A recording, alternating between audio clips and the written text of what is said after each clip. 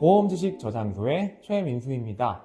자, 오늘 영상은요, 제가 예전에 올렸던 교통사고 통원 환자 합의금 어떻게 받아야 하는가, 이 영상이 제 입장에서는 지금 굉장히 많은 사랑을 받고 있는데요.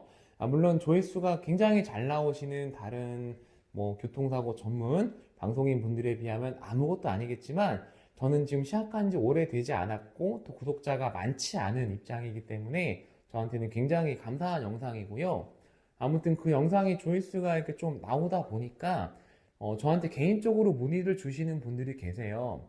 그 문의를 주신 사항 중에서 제가 딱 들어봤을 때 좀 해결책이 가장 없는 케이스, 그리고 혹시나 이런 비슷한 케이스에 해당하시는 분들은 영상을 보시고 좀 참고하시라고 제가 사례를 설명드리겠습니다. 자, 일단 문의를 주신 분은 여성분이셨고요. 본인이 운전을 하셨는데 수리비가 200만 원 정도 되는 사고였대요. 후미추돌 사고였는데요. 신호 대기 중에 뒷차가 끼꽝 이렇게 박았대요. 그런데 수리비가 200 정도니까 큰 사고는 아니지만 경미한 사고도 아닌 어느 정도 충격이 있는 이런 사고에 이제 해당을 하시겠죠. 그리고 두 번째 조건은 당연히 과실은 없고요. 세 번째로 진단은 초신 이제 2주가 나왔다고 합니다. 그리고 가장 문제가 되는 포인트가 뭐냐면 이분이 통원 치료 3번 가셨대요. 3회. 통원 치료 3회. 자, 근데 이게 문제가 뭐냐? 담당자분이 초반에 전화가 이렇게 오셨대요. 당연하죠. 그래서 그때 담당자분이 합의금 얼마 제한했냐고 물어보니까 통원 치료 2번 갔을 때 담당자가 전화가 와서 저희가 합의금 80만 원 드릴게요, 이렇게 말씀을 하셨대요. 저는 그 얘기를 듣고 통원 2번에 합의금 80이면 괜찮게 제안을 하신 것 같은데 나쁘진 않다, 이렇게 생각을 했는데 피해자분이 합의를 거절하셨대요. 그래서 제가 물어봤죠. 합의를 왜 거절하셨어요? 혹시 몸이 많이 아파서 그러신 건지, 아니면 본인이 경제적 손해가 너무 심한 케이스라든지, 그것도 아니면 당시에 좀 기분이 너무 안 좋았다라든지 뭔가 이유가 있을 거 아니에요. 근데 이분이 하시는 말씀이 뭐냐면 본인이 교통사고 처음 나서 여기저기 물어봤대요. 인터넷 커뮤니티도 물어보고 카페 들어가서도 물어보고 영상도 좀 보고 주변 사람 조언도 듣고 그랬는데 주변 사람들이 다 그러더래요. 교통사고는 합의금 200은 받아야 된다고. 근데 이제 본인이 생각하시기에 200은 좀 과한 것 같고 자기는 150만 원 정도 불렀대요. 150 이상이면 합의하겠다, 이렇게 얘기를 하셨나 봐요, 담당자한테. 그러니까 담당자가 80을 아까 제한했다고 말씀드렸잖아요. 근데 피해자가 150만 원이니까 거의 2배 가까운 돈을 요구하신 거잖아요. 그것도 통원치료 2번 갔을 때. 그러니까 담당자가 아이고 죄송합니다, 치료 잘 받으시고요, 다음에 연락드리겠습니다, 이렇게 했는데 그 뒤로 실제로 이분이 통원 치료를 딱 한 번 가신 거예요. 그러니까 문제가 뭐냐면 이 통원 3회가 월, 화, 수 이렇게 3회 간 게 아니라 사고 초기에 2번 갔을 때 담당자가 전화가 와서 합의가 결렬이 됐는데 그 뒤로 2개월 동안 통원을 한 번 가신 거예요. 딱 한 번. 그러면 담당자한테 치료받은 내역이 영수증이 들어가거든요.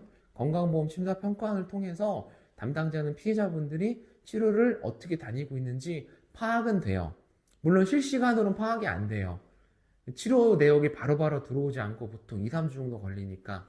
담당자가 이때 통원치료 2번 갔을 때 합의 제한을 하고 실패를 했는데 합의금 이견 차이 때문에. 근데 그 뒤로 치료받은 내역을 보니까 2개월 동안 한 번 가신 거예요, 치료를.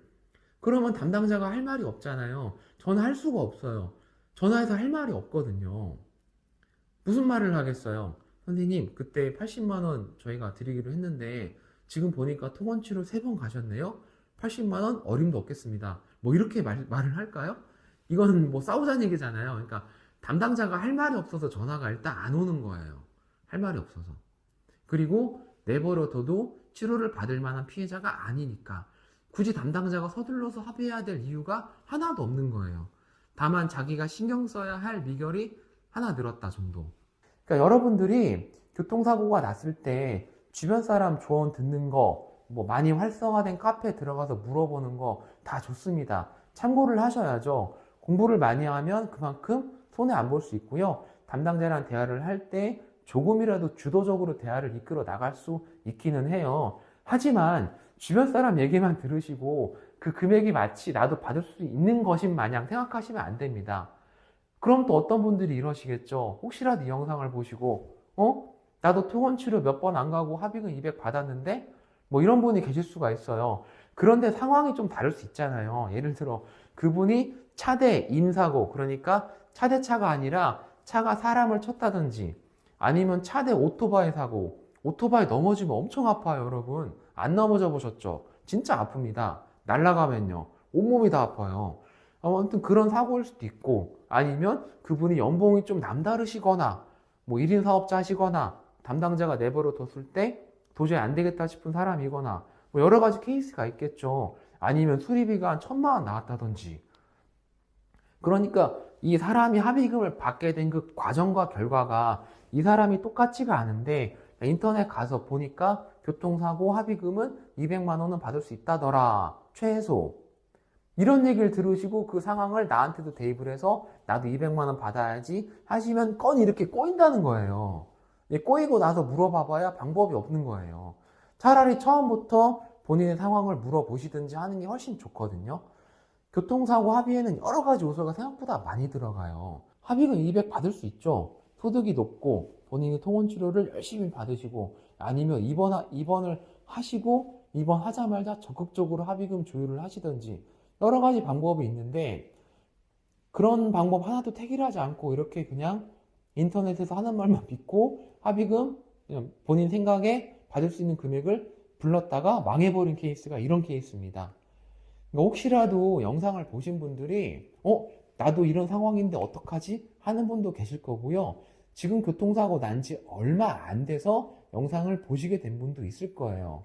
그래서 본인을 둘러싼 그 상황이 좀 이해가 안 가시거나 어떻게 해야 될지 모르겠다면 차라리 처음부터 문의를 남기시길 바라겠습니다. 그리고 부상이 심하거나 교통사고로 골절이 되거나 이런 분들은 정말 처음부터 얘기를 하시는 게 훨씬 좋고요.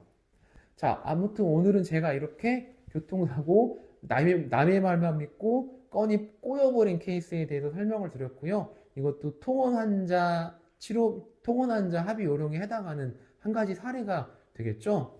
이제 앞으로도 저한테 개인적으로 문의를 주신 사항은 제가 최대한 잘 풀어서 알기 쉽게 설명을 해 드릴 테니까요. 문의 주시는 거 언제든 환영합니다. 자, 그럼 다음번에는 조금 더 유익하고 좋은 영상으로 찾아뵙도록 하겠습니다. 시청해 주셔서 대단히 감사합니다.